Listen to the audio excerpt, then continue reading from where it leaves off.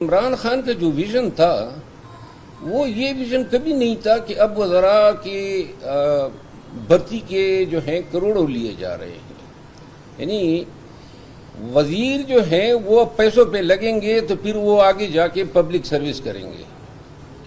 اور اس میں کوئی شک نہیں ہے کہ خیبر پختونخوا میں گورننس کے نام پہ جو ہو رہا ہے وہ نہ عمران خان کا ویژن ہو سکتا ہے. البتہ عمران خان نے اپنے معاملات جن لوگوں کو دیے ہیں وہ خیبر پختونخوا کے اس میس کے ذمہ دار ہیں. کرپشن جو ہے وہ اگر آج کل کسی ایک صوبے میں ہو رہی ہے تو خیبر پختونخوا ہے جو بالکل سر فہرست ہے. کوئی ایک وہاں پہ کرپشن یا پیسے بنانے کے چکر میں سوچا یہ جاتا ہے کہ کیا ایسا منصوبہ بنایا جائے جس میں زیادہ سے زیادہ کمیشن مل سکے. اور خان آج کل بے بس ہے، اس کی پارٹی کچھ نہیں کر پا رہی ہے.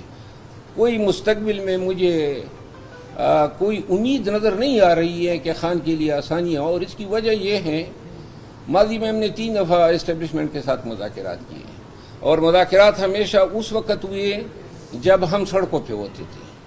لہذا پی ٹی آئی جب تک سڑکوں پہ نہیں نکلے گی اور سڑکوں پہ نکلنے کا اس کا دور ختم ہو چکا ہے.